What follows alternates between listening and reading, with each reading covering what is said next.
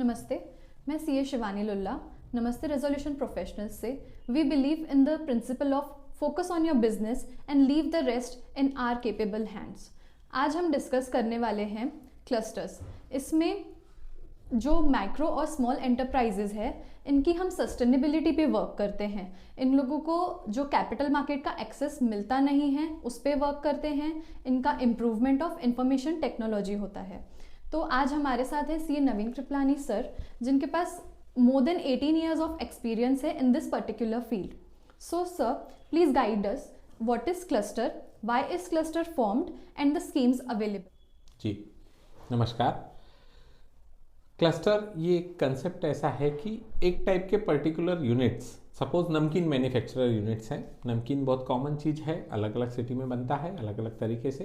कुछ एरियाज़ का पर्टिकुलरली ज़्यादा फेमस होने की वजह से बहुत छोटे छोटे यूनिट और नए बन जाते हैं वही एरिया में।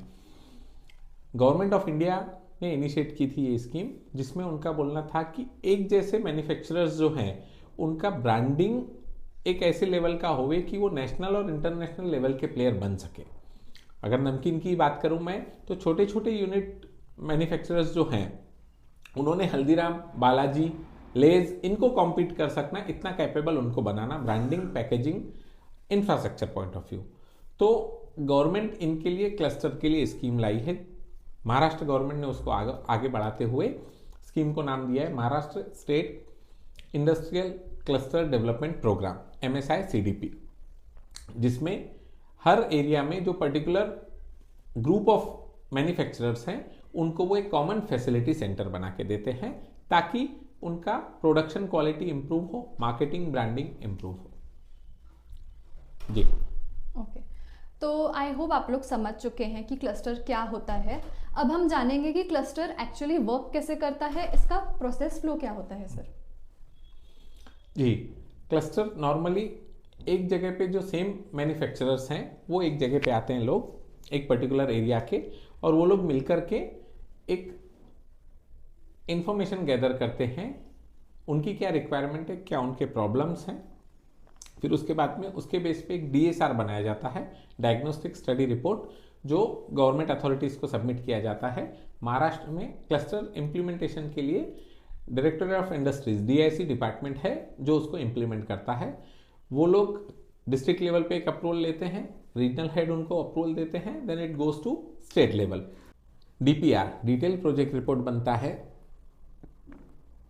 जिसमें फाइनेंशियल डिटेल्स के साथ में टेक्निकल डिटेल्स भी दी जाती हैं, और इसका अप्रूवल डिस्ट्रिक्ट लेवल कमेटी, फिर उसके बाद joint director, state level committee, और फाइनल अथॉरिटी रहती है इसकी secretary to industries minister, government of Maharashtra, जो उसको फाइनल अप्रूवल देते हैं।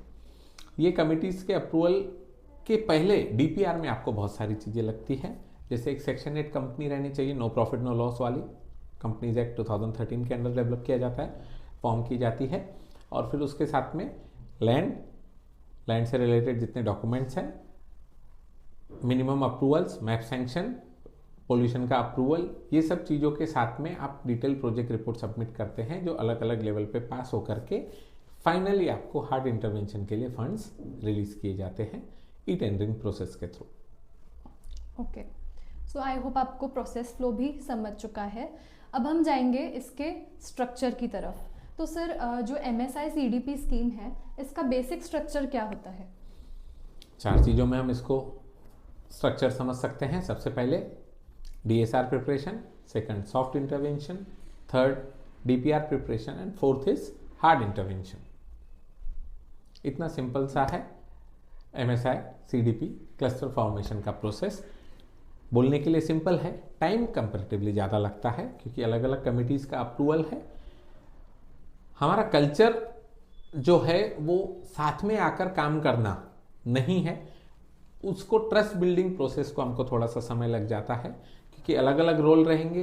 कॉमन फैसिलिटी सेंटर जो बनेगा वो चलाएगा कौन, चलेगा कैसे, ये सब चीज़ों को देखते हुए थोड़ा सा समय लग जाता है। Coordination amongst the cluster members, सभी units same kind of product बना रहे हैं, सेम मार्केटिंग की उनकी स्किल्स रहती हैं, मोर और लेस सेम मार्केट रहता है, सेम कस्टमर रहते हैं उनके।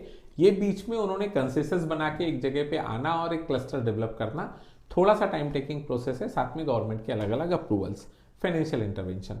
तो इसको ध्यान में रखते हुए दिखने में काफी सिंपल है, DSR soft intervention, DPR hard intervention, but it takes time if there is proper coordination amongst the cluster members. It's a very good scheme. Okay तो सर ये बेसिक स्कीम क्या है, और अगर हम इसके परसेंटेजेस में जाएं तो प्लीज थोड़ा उससे फाइनेंशियल पार्ट आप डिस्कस करना चाहते हैं जी। फाइनेंशियली ऐसा है कि दो टाइप के क्लस्टर मेंबर्स हैं, एक स्पेशल कैटेगरी बोल सकते हैं हम, जिसमें कवर होते हैं SC ST या फिर फीमेल। ये कैटेगरी के अगर क्लस्टर मेंबर्स हैं 100% या 50% से ज़्यादा इन केस ऑफ वुमन, तो इनको 90% गवर्नमेंट सपोर्ट मिलता है, 10% सिर्फ इनको कंट्रीब्यूट करना है कॉमन फैसिलिटी सेंटर की इन्वेस्टमेंट कॉस्ट में। नॉर्मल कोर्स में अगर सभी यूनिट जो है माइक्रो और स्मॉल हैं, जिसमें मिक्स कैटेगरी के लोग हैं, कम्युनिटी वाइज कहीं कोई बाइफर्केशन नहीं आ रहा है कास्ट कैटेगरी वाइज, तो फिर 80% गवर्नमेंट सपोर्ट करती है, 20% क्लस्टर मेंबर्स को कंट्रीब्यूट करना पड़ता है। अगर कोई उसमें लार्ज स्केल यूनिट आता है तो 70% गवर्नमेंट कंट्रीब्यूट करती है और 30% जो है वो क्लस्टर मेंबर्स को कंट्रीब्यूट करना पड़ता है। ओके जी।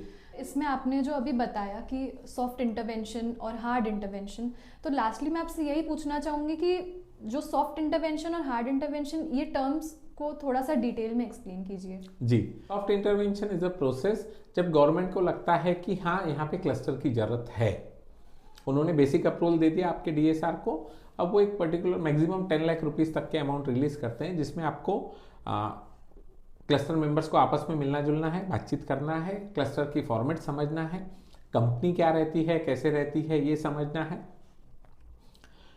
उनकी नीड क्या है उसको अच्छे से एनालाइज करना है, वो नीड फुलफिल कैसे होंगी।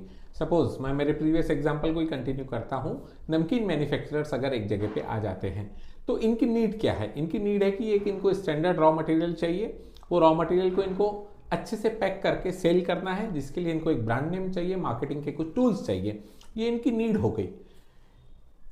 अच्छे से ब्रांड करके अगर मार्केट करना है तो उनको एक लेबोरेटरी चाहिए, तो फूड लेबोरेटरी एक साथ में आ गई। These are the need of the cluster. कहाँ है और कहाँ जाना है, जहां जाना है उसके बीच का गैप क्या है, वो क्लस्टर वाले मेंबर्स एनालाइज करेंगे और उसके हिसाब से वो सॉफ्ट इंटरवेंशन के फंड्स को यूज करते हुए डिसाइड करते हैं कि DPR में उनको कौन कौन सी चीजें पुटअप करेंगे। DPR DSR तो हम ऑलरेडी डिस्कस कर चुके हैं। DPR के बाद आता है हार्ड इंटरवेंशन, जिसमें एक्चुअल इंप्लीमेंटेशन ऑफ क्लस्टर होता है। एक्चुअल इंप्लीमेंटेशन में एक कॉमन फैसिलिटी सेंटर बनता है CFC, जो नॉर्मली जितने क्लस्टर मेंबर्स हैं, जितने यूनिट होल्डर्स हैं, इनको सबको एक फैसिलिटी प्रोवाइड करने के लिए सेटअप क्रिएट किया जाता है।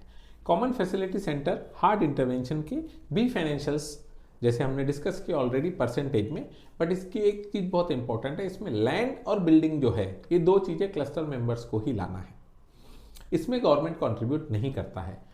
सपोज मेरा प्रोजेक्ट कॉस्ट जा रहा है क्लस्टर का, कॉमन फैसिलिटी सेंटर का 10 करोड़ रुपीस, तो इसमें अप टू 2 करोड़ मतलब 20%, अगर 80-20 वाला क्लस्टर एलिजिबल होता है तो 20% जो है ये क्लस्टर मेंबर्स को लैंड और बिल्डिंग के फॉर्म में कंट्रीब्यूट करना है।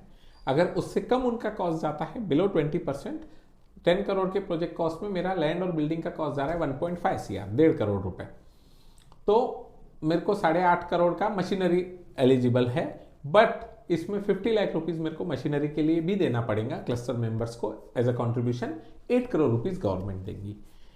वाइसे वर्सा अगर लैंड और बिल्डिंग का कॉस्ट जाता है 2.5 CR, 10 करोड़ के प्रोजेक्ट कॉस्ट में आपका 2.5 करोड़ का लैंड और बिल्डिंग है, तो गवर्नमेंट आपको 7.5 करोड़ ही देंगी, आपको 8 करोड़ नहीं देंगी। इसमें 80% गवर्नमेंट आपके लैंड और बिल्डिंग में 1 रुपया भी कंट्रीब्यूट नहीं करती है। गवर्नमेंट जो भी कंट्रीब्यूट करेंगे that will be for the machinery to be set up at the common facility centre. Okay, तो अब हम समझ चुके हैं कि क्लस्टर क्या होता है, कैसे वर्क करता है, इससे जुड़ी हुई जो MSI CDP स्कीम है इसका हम स्ट्रक्चर समझ चुके हैं, बेसिक डिटेल्ड टर्म्स में भी जा चुके हैं। तो सर अब आप इसको कंक्लूड कैसे करना चाहेंगे कि हम इसमें किस तरह से लोगों की मदद कर सकते हैं? नमस्ते रेजोल्यूशन प्रोफेशनल्स में हम DSR DPR से लेकर टोटल कंसल्टेंसी प्रोवाइड करते हैं। सो सर्विसेज अवेलेबल हैं। वो एक चीज जाना क्यों चाहिए, क्लस्टर क्यों बनाना चाहिए, तो आज के कॉम्पिटिटिव वर्ल्ड में आप ओल्ड ट्रेडिशन के साथ में जो बिजनेस कर रहे थे वो आप कंटिन्यू कर सकते हैं, बट बगैर ब्रांडिंग के आप लोग ग्रो नहीं कर सकते। तो ग्रो करने के लिए, हमारे बिजनेस को बढ़ाने के लिए हमने नए मॉडर्न टेक्नोलॉजीज को एक्सेप्ट करना चाहिए। ये टेक्नोलॉजीज एज एन इंडिविजुअल एक यूनिट होल्डर अपने यूनिट पे नहीं ला सकता। गवर्नमेंट को भी ये चीज समझ में आई, इसके लिए उन्होंने कॉमन फैसिलिटी सेंटर का बेनिफिट दिया है। We are providing all kind of services including analysing the need for cluster, DSR preparation, DPR preparation and implementation of the final common facility centre. So इसके अलावा भी कुछ रहता है तो आप कमेंट सेक्शन में हमको कमेंट कर सकते हैं। Thank you very much.